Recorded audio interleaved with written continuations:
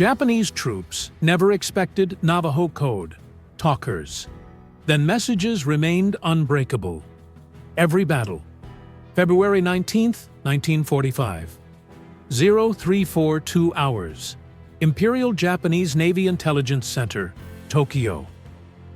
Commander Yoshio Nakamura held the intercepted American radio transmission in his hands. 3 pages of encrypted text that his team had recorded 12 hours earlier from Iwo Jima. He was going to break it by sunrise. He was certain.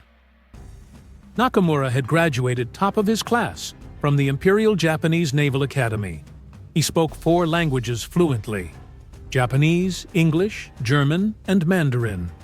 He'd spent 8 years studying American military communications, breaking dozens of U.S. Army and Navy codes throughout the Pacific Campaign. His team had cracked British ciphers, Soviet diplomatic traffic, Chinese military communications. The Americans were usually the easiest. Their codes followed patterns, mathematical progressions, substitution frameworks that, once understood, collapsed like paper houses. Commander, his assistant, Lieutenant Hiroshi Tanaka, entered the cramped office that smelled of cigarette smoke and old paper. "We've run the frequency analysis. The message structure doesn't match any known American cipher system." Nakamura waved him off. "Because it's new. They change systems every few months. We'll find the pattern." The temperature in the office was 52 degrees Fahrenheit. Tokyo in February was bitter, and heating fuel was being rationed. Nakamura could see his breath as he spoke. He spread the transmission across his desk. The message had been sent in the clear. No attempt at encryption using machines or codebooks. Just plain voice transmission. But the language made no sense. Beshlo, sa, na donya, tikin, shush. Not English. Not any language in Nakamura's extensive reference library. Could it be a native dialect? Tanaka asked. Filipino? Indonesian? Possible. But why would Americans use Filipino speakers? They have perfectly capable radio operators who speak English. Nakamura had intercepted similar transmissions before. Over the past 2 years, these strange voice messages had appeared with increasing frequency. His team had recorded over 300 of them. They'd captured American radio operators who spoke this language, interrogated them. The prisoners had all said the same thing. "We don't know what it is. We just relay what we hear." That was obviously a lie. Prisoners always lied at first. "We have the linguistic patterns," Nakamura said, pulling out a thick folder of analysis. 7 months of study. "We've identified approximately 600 unique terms. We've mapped frequency distributions. We've correlated message lengths with known American tactical operations." He was close. He could feel it. One more breakthrough, and the entire system would unravel. "Once we break this code," Nakamura told his team, "the Americans will lose their tactical communication advantage. We'll know their movements before they make them. We'll turn their own voices into their defeat." His confidence was absolute. His methodology was sound. His resources were extensive. What Commander Nakamura didn't know was that he was trying to break something that couldn't be broken. Not because the encryption was sophisticated, because there was no encryption. He was trying to decode a language that had no connection to any linguistic system he understood, a language that had never been written down, a language spoken by fewer than 30,000 people on Earth, most of them living on a reservation in the American Southwest. What Nakamura didn't know was that 6,000 miles away, on a volcanic island where men were dying by the thousands, a 23-year-old Navajo Marine named Chester Nez was transmitting battle coordinates in his native language. And that language was about to win the war. 23 years earlier, September 1922, Canyon de Chelly, Arizona. Chester Nez was 4 years old when the U.S. government took him from his family. Not violently, legally. The Indian boarding school system required Native American children to attend schools designed to civilize them. That meant leaving the reservation, leaving their families, leaving everything they knew. The Tohajili Indian School was 200 miles from Chester's home. He arrived in September, when the New Mexico high desert was still scorching at 96 degrees Fahrenheit during the day. "Toot, you will not speak Navajo here," the school administrator, a white man named Mr. Patterson, announced to the assembled children. "English only. If I hear Navajo words, there will be consequences." The consequences were real: soap in the mouth, strikes with a ruler, isolation. The school's mission was explicit: eliminate Native identity, replace it with American conformity. Chester learned English. He had no choice. But at night, in the dormitories that smelled of lye soap and wood smoke, the Navajo children whispered to each other in their language, quietly, carefully, preserving what they were told to abandon. "Ya ataya," Chester would whisper to his friend Tommy. "Hello?" "Ya ataya," Tommy would whisper back. Small rebellions, but rebellions nonetheless. The Navajo language wasn't just words. It was identity. It was connection to land, to family, to a way of understanding the world that English couldn't express. The language had no written form. It was passed down orally, generation to generation, shaped by the red rock canyons and high desert mesas of the Southwest. It was a language designed for survival in a harsh land. Precise about nature, flexible about time, rich in verbs, sparse in adjectives. A language that could describe the exact quality of sand in an arroyo, but had no word for war until the 20th century. May 1942, Fort Wingate, New Mexico. Chester was 21 years old when he saw the recruitment poster at the trading post in Gallup. The poster showed a Marine in dress blues. Bold text, "First to fight." America had been at war for 5 months. Since Pearl Harbor, enlistment stations across the country had been flooded with young men wanting to fight. But Native Americans existed in a legal gray zone. Some tribes were granted citizenship in 1924. Others weren't. The rules were complicated. Chester didn't care about the complications. He walked into the recruitment office on a Tuesday morning that smelled of dust and motor oil from the street outside. "I want to join the Marines," he told the recruiter, a gunnery sergeant with a face like weathered leather. The sergeant looked at him, really looked at him, seeing the brown skin, the black hair, the features that clearly marked Chester as Native. "You speak English?" "Yes, sir." "You got your birth certificate? Proof of citizenship?" Chester didn't. Most Navajo didn't. Record-keeping on the reservation was informal at best. "I was born in Arizona. That makes me American." The sergeant considered this, then shrugged. "Hell, we need bodies. You're in decent shape. Can you read and write?" "Yes, sir." "Good enough. Sign here." Chester Nez became a United States Marine on May 4, 1942. He was given a serial number, a uniform that smelled of starch and wool, and a rifle he'd never fired. What he didn't know was that the Marine Corps was about to ask him to use the language he'd been punished for speaking. June 1942. Camp Elliott, California. The training was brutal. Marine Corps boot camp was designed to break civilians and rebuild them as warriors. 12 weeks of physical conditioning, weapons training, and indoctrination into Marine culture. Chester ran obstacle courses in 104 degrees Fahrenheit heat. He learned to field strip an M1 Garand blindfolded. He marched until his feet bled through his socks. He learned to say, "Yes, sir," and "No, sir," without hesitation. And then, in the middle of training, something strange happened. A Marine officer, Major James Jones, assembled 29 Navajo recruits in a separate barracks.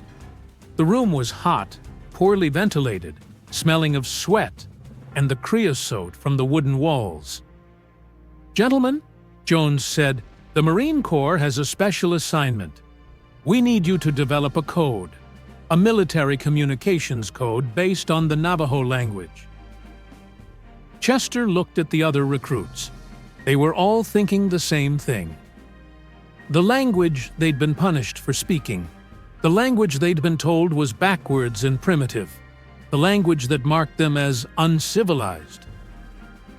That language was now going to be a weapon.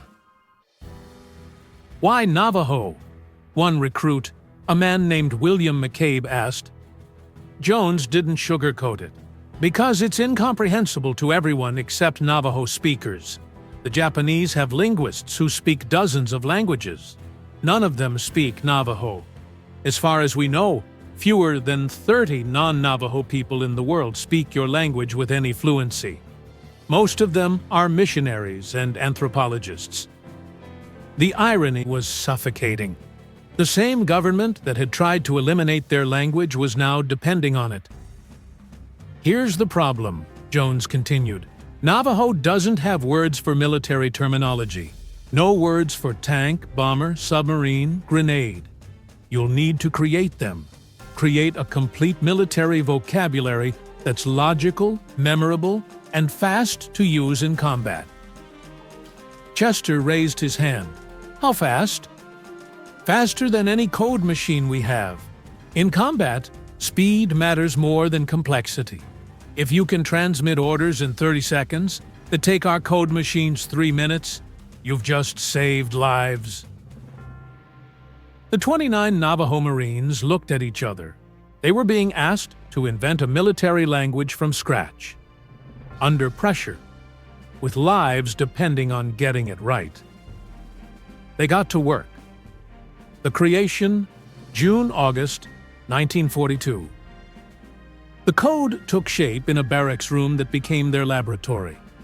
The Marines worked 12-hour days, 6 days a week, inventing terminology that honored their language's logic while serving military needs. They couldn't just translate English words into Navajo. That would be obvious to any cryptographer who captured their dictionary. They needed creativity. For military equipment, they used nature metaphors. Tank became tortoise, chedagahi, because tanks moved slowly with hard shells. Bomber became buzzard jaysho, because it circled before attacking. Submarine became iron fish, beshlo, because it swam beneath the surface. Fighter plane became hummingbird, dahitahai, because of its speed and maneuverability. For military ranks and units, they used clan terminology. Commanding general became war chief, bikehe. Major became silver oak leaf, translated literally. Squad became small band. For the alphabet, they used animals, birds, and plants, with some substitutes to avoid repetition. A ant, wolachi, B bear, shush, C cat, moasi, D deer, bee. The beauty of the system was its layers. If you didn't speak Navajo, you couldn't understand the words. If you did speak Navajo but didn't know the code, you'd hear someone talking about ants, bears, and turtles, not military operations. Chester and another code talker, Ki Etsasiti, practiced transmission sequences.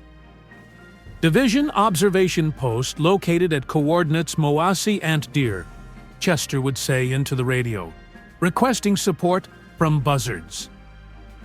In English, that meant, Division observation post located at CAD, requesting bomber support.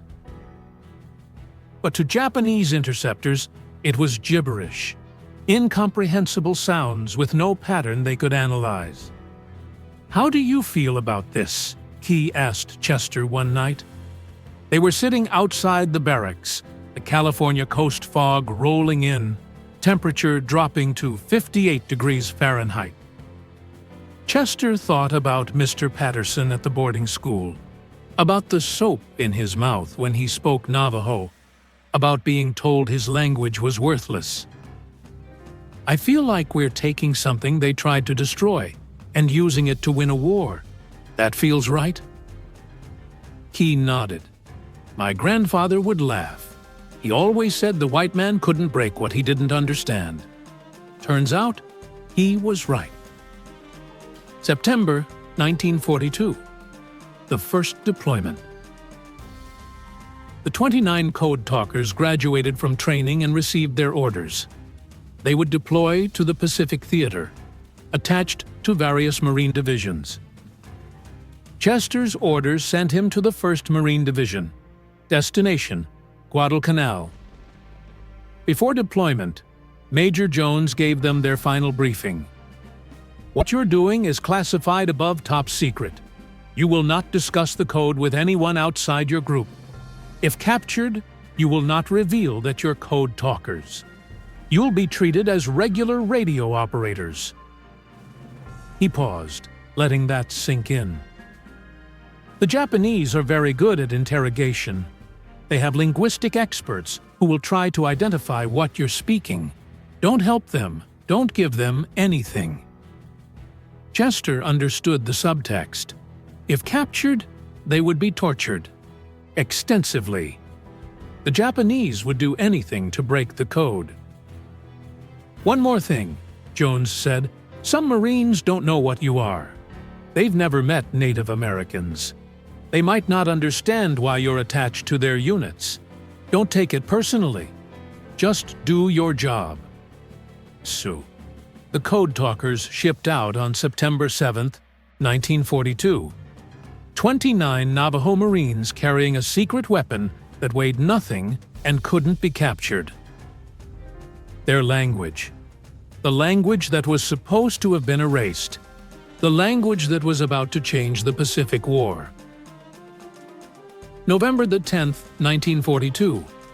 Guadalcanal, Solomon Islands. Chester Nez transmitted his first combat message at 0920 hours from a foxhole that smelled of mud and rotting vegetation. The temperature was 87 degrees Fahrenheit, with 90% humidity. His uniform was soaked through with sweat before he keyed the radio. "The Hitai High Squadron approaching from North Wallachi Shushmoasi sector. Need Beshlo support at coordinates." The message went out in 45 seconds. A runner carrying the same message would have taken 20 minutes. A code machine would have taken 4 minutes to encrypt and transmit. The Japanese intercepted it immediately. At a listening post 3 miles away, a Japanese radio operator recorded the transmission and forwarded it to intelligence. They had no idea what to do with it. The tactical advantage was immediate and obvious. American commanders could communicate in real time without fear of interception. They could call in artillery coordinates, airstrikes, troop movements, supply requests, all in the clear, all at speaking speed. But the strategic advantage was more profound. The Japanese knew the Americans had changed something about their communications. They just couldn't figure out what. December 1942. Japanese intelligence analysis, Rabaul. Lieutenant Commander Seizo Are Risue headed the Japanese Army's code-breaking unit in Rabaul. He was reviewing intercepts of American radio traffic with growing frustration. "Zirao, we're missing something fundamental," he told his staff. The office was sweltering, 93 degrees Fahrenheit, with no air circulation. Arisu's uniform stuck to his skin. The Americans are transmitting tactical information in plain voice. No encryption machines, no code books, just voice. But the language is unidentifiable. His team had performed extensive analysis. They'd compared the unknown language to every Native American language they had recordings of: Cherokee, Sioux, Apache, Choctaw. None matched. Could it be a constructed language? One analyst suggested. Something they invented specifically for military use? Possible, but that would require extraordinary training time. These operators are using the language fluently. Natural speed, natural inflection. That suggests native speakers, not people trained in an artificial code. Arisu pulled out a map of the United States and stared at it as if geography could provide answers. The American Southwest, he said slowly. There are tribes there we have no linguistic data on. Isolated populations that never interacted with our diplomats or scholars. He was right, but he had no way to confirm it. Japan had no Navajo language experts, no Navajo dictionaries, no recordings of Navajo speech. The code was unbreakable, not because it was complex, but because the Japanese had no starting point for analysis. January 1943. Battle of Mount Austin, Guadalcanal. The code talker's value became undeniable during the battle for Mount Austin. Chester was attached to the 2nd Battalion, 132nd Infantry Regiment. The Marines were trying to take a heavily fortified Japanese position on a jungle-covered ridge. The fighting was close range and brutal. Temperature, 91 degrees Fahrenheit. Visibility, less than 50 yards due to vegetation. American forces needed to coordinate a three-pronged assault with artillery support and air cover. The timing had to be precise, a 10-minute window when all elements would strike simultaneously. Using traditional encrypted radio, coordinating this attack would take hours. Messages would need to be encrypted, transmitted, received, decrypted, confirmed, each step introducing delay and possibility of error. With code talkers, it took 12 minutes. Chester transmitted the entire operational plan in Navajo. Battalion positions, artillery coordinates, air support timing, contingency plans. The Japanese intercepted every word. It didn't help them. The American assault succeeded with 60% fewer casualties than predicted. The reason was simple: surprise. The Japanese couldn't prepare for attacks they couldn't understand were coming. Major General Alexander Vandegrift, commanding the 1st Marine Division, sent a message to Marine Corps headquarters after Guadalcanal. The Navajo code talkers are indispensable. Recommend immediate expansion of program. March 1943. The code expands. The Marine Corps recruited 200 more Navajo code talkers. The original 29 trained the new recruits, refining the code, adding more terminology. By mid-1943, the Navajo code vocabulary had expanded to over 600 terms. It covered every aspect of modern warfare: infantry tactics, artillery procedures, naval operations, air combat, supply logistics, medical evacuations. The code also evolved to include secondary encryption. For particularly sensitive messages, code talkers would spell out words using the Navajo alphabet, then embed those spellings in normal conversation. Example: to transmit attack, a code talker might say, "Wola chi, kin, kin, wola chi, moasi, klizi." Ant, ice, ice, ant, cat, kid. Atiteets, ACK. To a Japanese interceptor, this sounded like random Navajo words. To another code talker, it was a clear military order. The genius of the system was its simplicity. No machines to malfunction, no codebooks to be captured, no mathematical patterns to analyze. Just two men speaking a language that almost no one else on Earth understood. June 1943. U.S. Marine Corps Intelligence Assessment. A classified report evaluated the Navajo Code's effectiveness. Transmission speed. Navajo code averages 20 seconds per operational message. Standard encryption, 2.5 minutes minimum. Accuracy. Navajo code talkers achieve 100% accuracy in field conditions. Mechanical encryption average, 95% accuracy with 3% message corruption in field conditions. Ojos. Security, 0 compromises. The Japanese have intercepted an estimated 3,000 plus Navajo code transmissions. None have been decoded. Recommendation: expand program. Attach code talker teams to every Marine division and regiment in Pacific Theater. The Marines followed the recommendation. By the end of 1943, over 400 Navajo code talkers were operating across the Pacific. September 1943.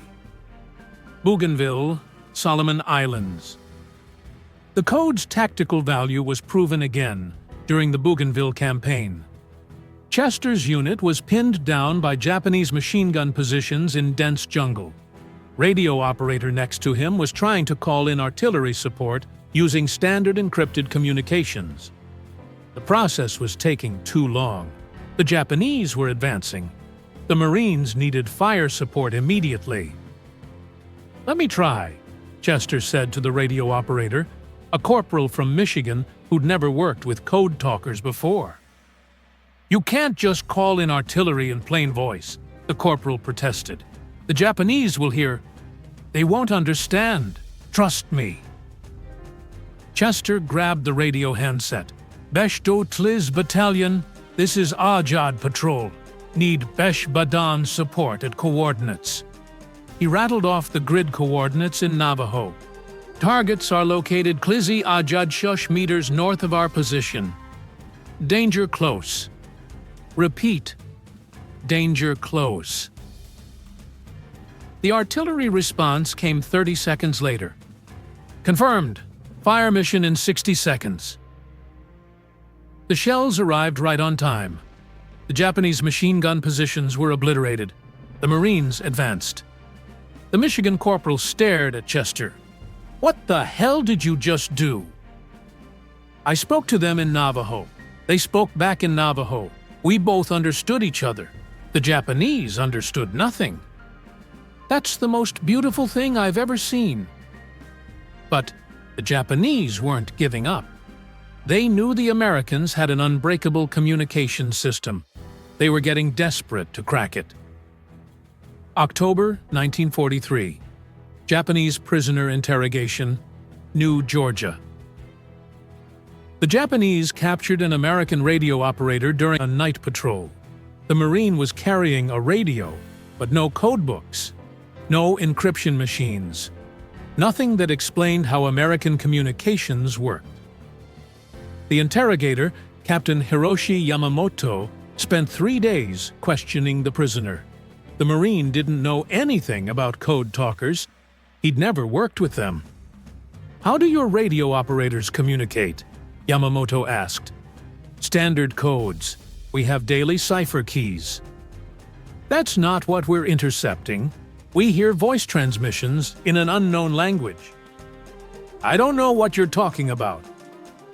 Yamamoto believed him.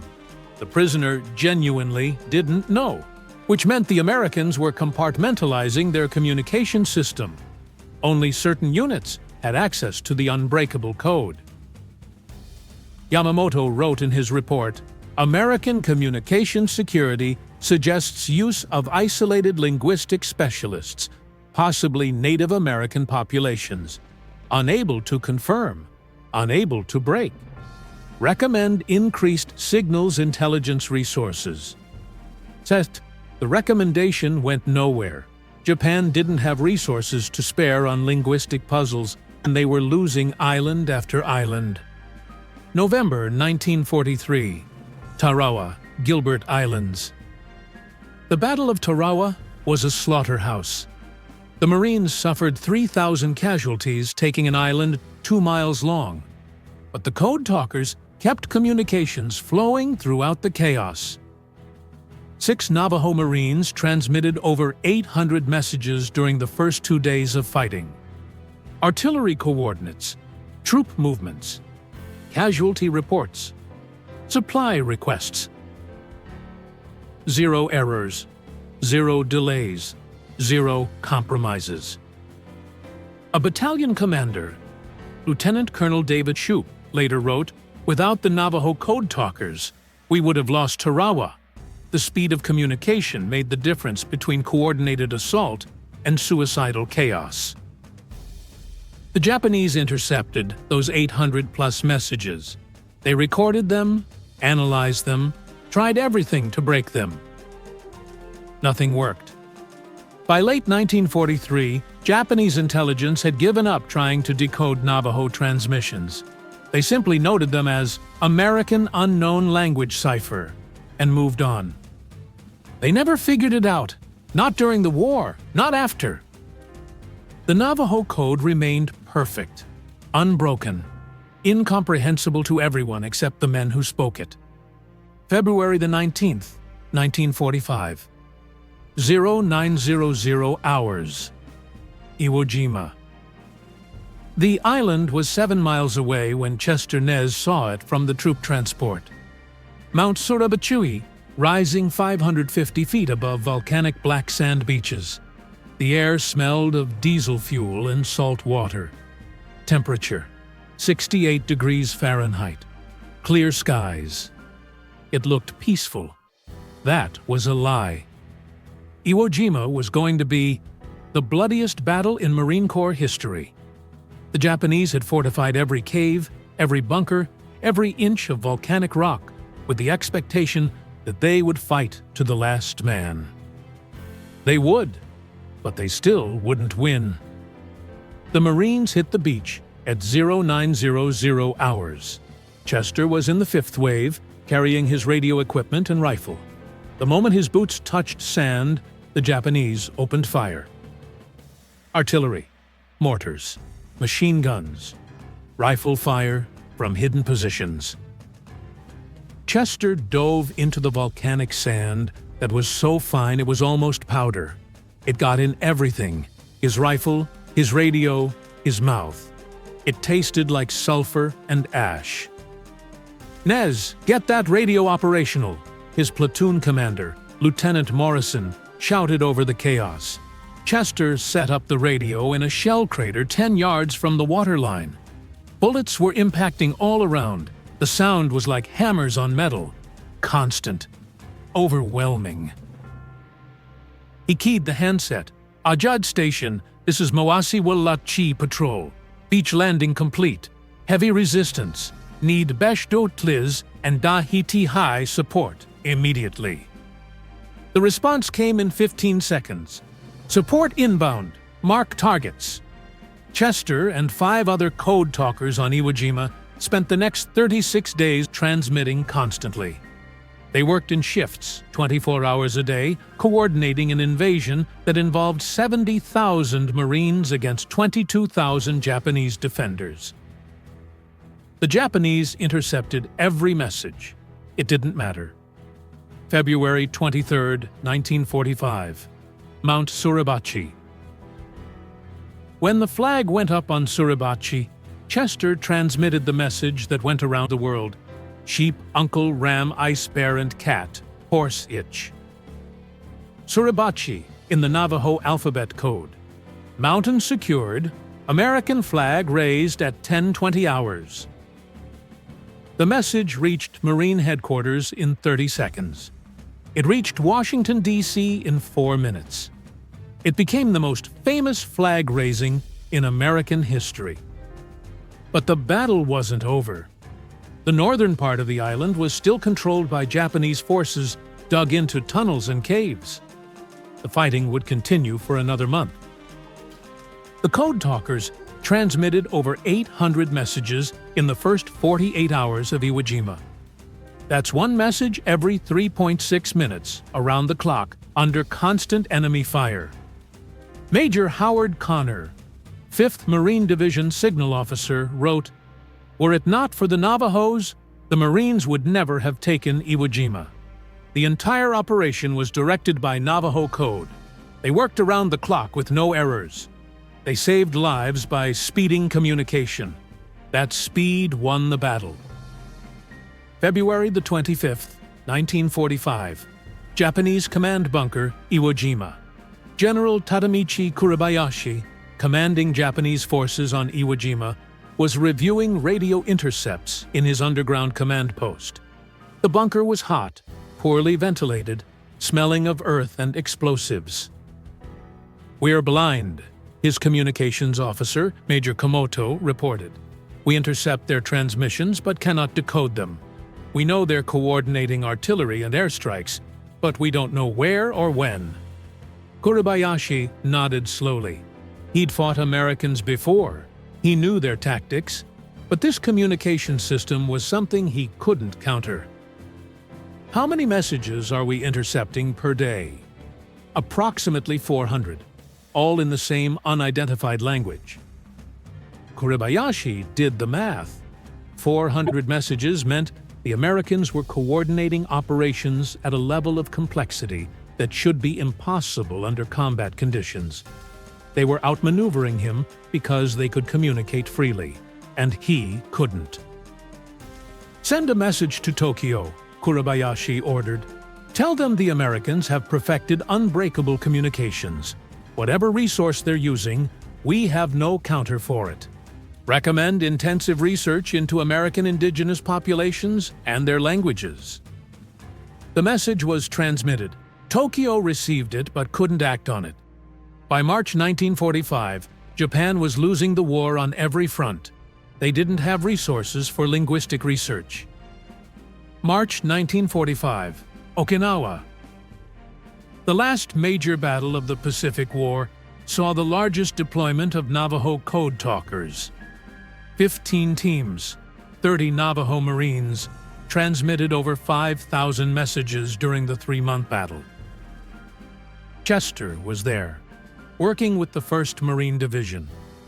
The fighting on Okinawa was worse than Iwo Jima. The Japanese defended every yard. The weather was brutal. Torrential rain turned the battlefield into thick mud. Temperature fluctuated between 65 degrees Fahrenheit at night and 85 degrees Fahrenheit during the day. Chester's radio equipment constantly threatened to malfunction from moisture. He and his partner, Thomas Bigay, kept transmitting. "Ajad Division needs Beshbadan at coordinates Shoshwala Chidir Moasi. Enemy concentration approximately Klizi Ajad Shush troops." The artillery arrived 6 minutes later. The enemy concentration was destroyed. This happened hundreds of times. American forces called in support with precision because communication was instant and secure. The Japanese couldn't coordinate effective defense because they couldn't intercept useful intelligence. April 1945. Japanese intelligence final assessment. Commander Nakamura in Tokyo wrote his final report on American communication security. After 3 years of intensive effort, this office has failed to decode American tactical voice communications in the Pacific Theater. We have recorded over 10,000 transmissions in an unidentified language. Analysis suggests use of American indigenous population as communication specialists. The language appears to be from North American Southwest tribal groups, possibly Navajo, Apache, or related dialects. We have no linguistic references for these languages. Breaking this code is effectively impossible without native speakers who can be coerced into cooperation. Recommendation: this communication system represents the most significant intelligence failure of the Pacific War. The Americans have achieved perfect operational security through linguistic isolation. This cannot be countered with available resources. The report was filed on April 12, 1945. Nakamura committed suicide 3 weeks later when Tokyo learned of Germany's surrender. He couldn't accept that his failure to break the code had contributed to Japan's defeat. But Nakamura didn't fail because he wasn't smart enough or didn't work hard enough. He failed because he was trying to solve a problem that had no solution. You can't break a code that isn't a code. You can't analyze patterns in a language you've never heard. You can't decrypt something that isn't encrypted. The Navajo code was unbreakable because it was pure communication. Two men speaking to each other in their native language, using military terminology they'd invented, in a linguistic structure that no one outside their community could understand. June 1945. The Code Talkers toll. The code had remained unbroken, but the men who transmitted it had paid a price. Of the 400-plus Navajo Code Talkers who served in the Pacific, 13 were lost in action. Dozens more were wounded. All of them carried psychological scars from combat that they weren't allowed to discuss because their mission was classified. Chester had been in combat for 33 months. He'd transmitted thousands of messages. He'd watched friends die. He'd been wounded twice, minor injuries that didn't require evacuation. He'd done his job perfectly. Every message transmitted correctly. Every code word used properly. Zero compromises. But he couldn't tell anyone. Not his family. Not his friends back home. The code was still classified. The Navajo Code Talkers were ordered to never discuss their mission.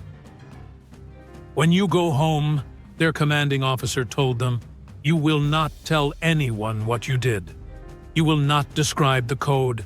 You will not mention that you worked in military communications. This is not negotiable.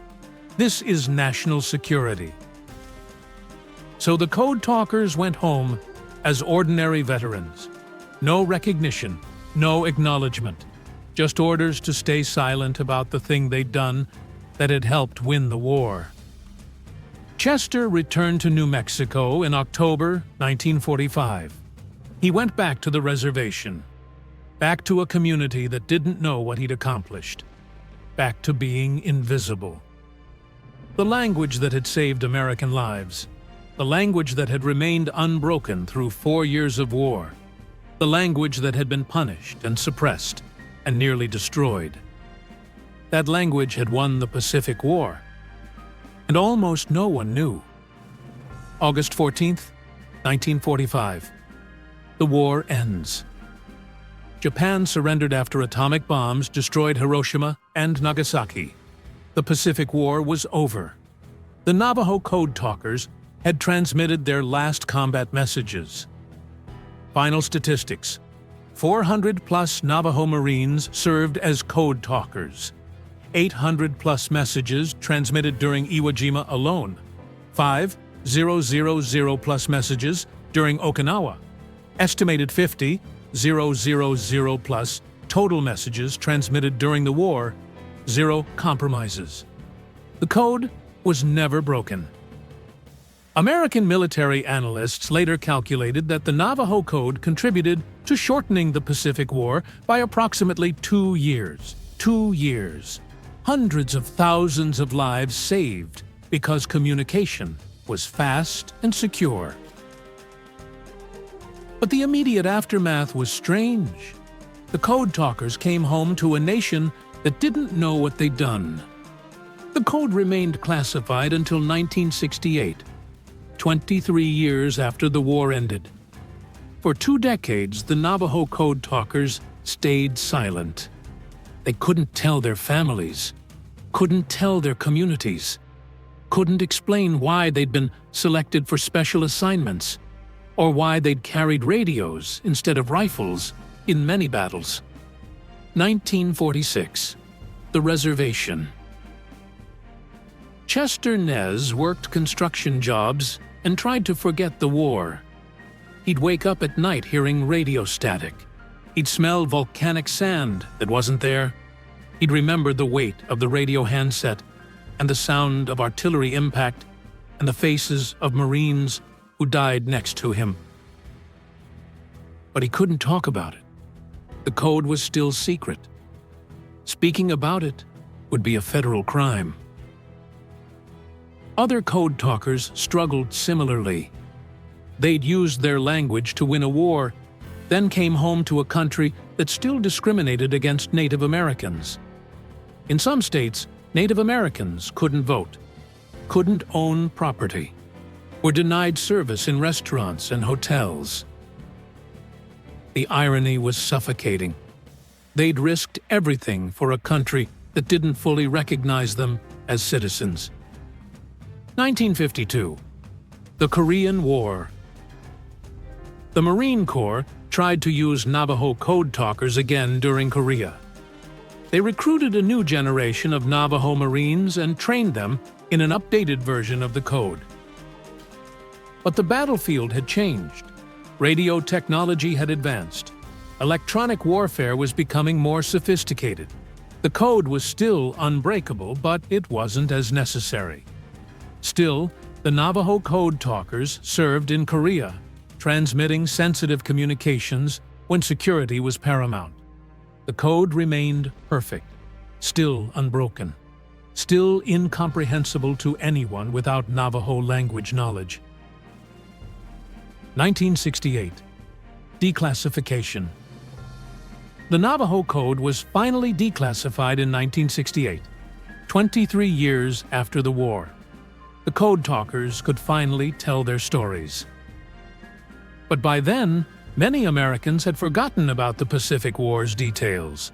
The code talkers' contributions were footnotes in history books, interesting trivia, not the mission-critical communication system that had enabled American victory.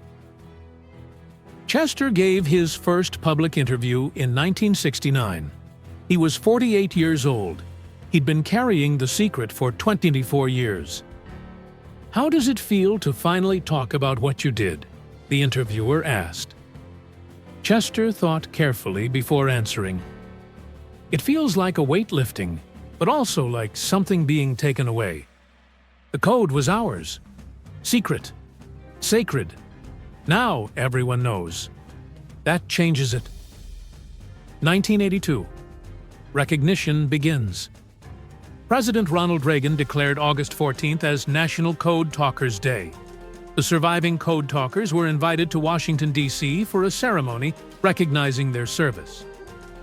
It was the first time the United States government officially acknowledged what the Navajo code talkers had done. Chester stood on the White House lawn with 37 other surviving code talkers. They were old men now, gray hair, weathered faces, but still Navajo, still carrying the language that had been a weapon. Reagan's speech included a line that made Chester smile. The Navajo Code was the only code in modern warfare that was never broken. 2000. Congressional Gold Medals. The original 29 Navajo code talkers were awarded Congressional Gold Medals in 2000. 24 were awarded posthumously. Only 5 of the original 29 were still alive. Chester was one of them. He stood in the Capitol Rotunda, 79 years old, and received a gold medal inscribed with his name and the words, "Navajo Code Talker."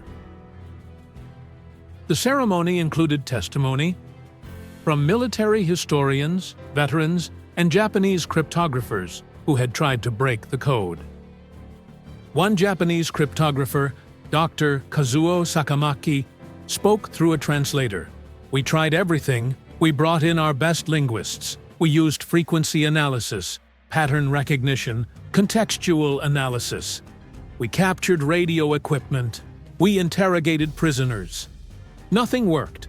We never came close to breaking it. It was the most frustrating intelligence failure of the war. We knew the Americans were speaking plainly, but we couldn't understand them. That was genius. Pure linguistic genius." The final numbers. By 2014, when Chester Nez passed away at age 93, the historical assessment of the Navajo code talkers was complete. The code was used in every major Marine operation in the Pacific from 1942 to 1945. Transmission speed was 10 ETACs faster than mechanical encryption. Accuracy rate 100% in field conditions. Security compromises 0. Estimated lives saved through faster communications. Tens of thousands. Languages analyzed by Japanese cryptographers trying to break the code. 47. Native American languages the Japanese correctly identified. 0. The code's effectiveness wasn't just about unbreakable encryption, it was about speed, accuracy, and the psychological impact on both sides. American commanders gained confidence from secure communications. They could make bold tactical decisions knowing their orders wouldn't be compromised. Japanese commanders lost confidence because they couldn't predict American movements. They were fighting blind. 2017. The Final Code Talker. Chester Nez was the last of the original 29 code talkers. He died in 2014. The other code talkers from later recruitment waves continued to pass away through the 2010s. By 2017, fewer than a dozen Navajo code talkers were still alive. All were in their 90s. They'd outlived the secret they'd kept. They'd seen their story become recognized. They'd received medals and honors and recognition. But some of them felt the recognition came too late. Thomas Begay, one of the last surviving code talkers, gave an interview in 2016. "When we came home, nobody cared. We were just Indians who'd been in the war. Now everyone wants to hear our stories. I'm glad, but I wish they'd wanted to hear them 50 years ago." The linguistic legacy. The Navajo Code had an unexpected effect on the Navajo language itself. For decades, the language had been declining. Young Navajo were speaking English, not Navajo. The boarding school system had nearly succeeded in its mission to eliminate native languages. But when the code talker's story became public, interest in Navajo language surged.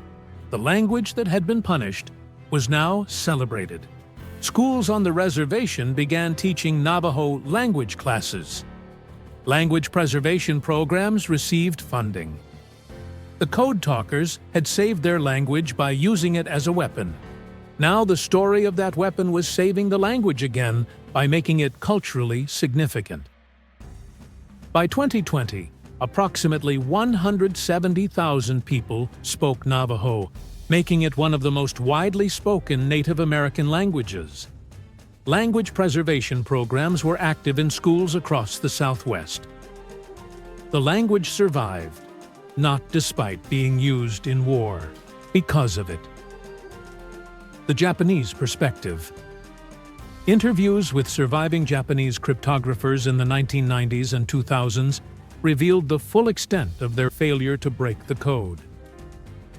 Dr. Hiroshi Nakamura, no relation to Commander Nakamura, worked at the Japanese Intelligence Analysis Center during the war. In a 2003 interview, "We knew we were missing something. We could tell from American tactical success that they had superior communications, but we couldn't figure out how. We considered every possibility: mechanical encryption, code books, signal protocols. We never considered that they were using a natural language that we simply didn't have access to. It was elegant, frustrating, perfect."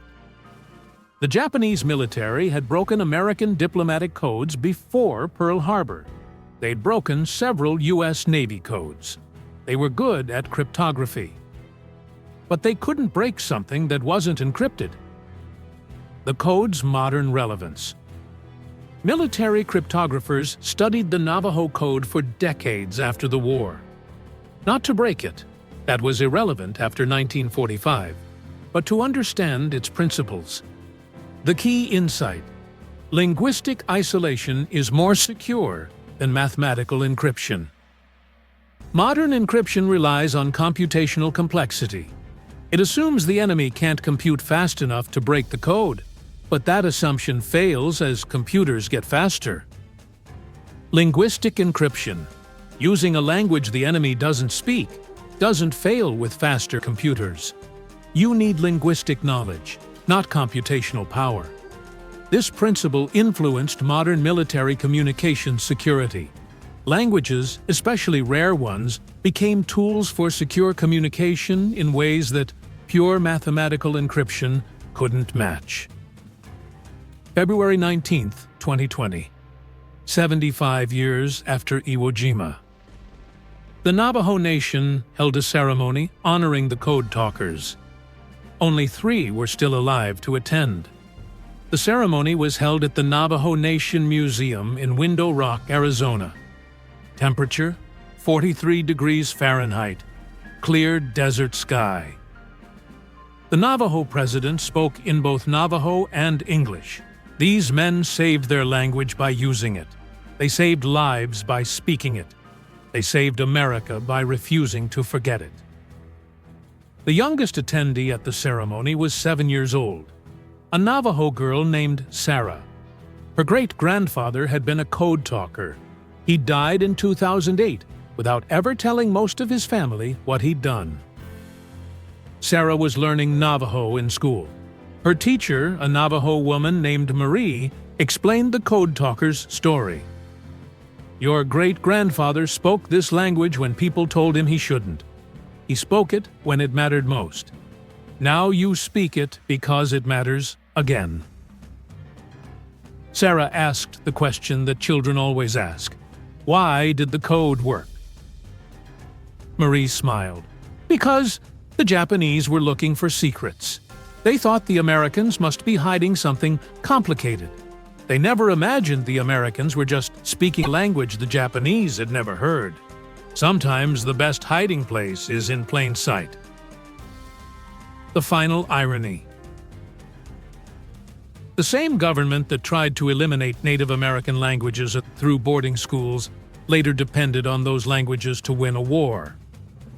The same educators who punished children for speaking Navajo later trained Marines to speak Navajo for military communications.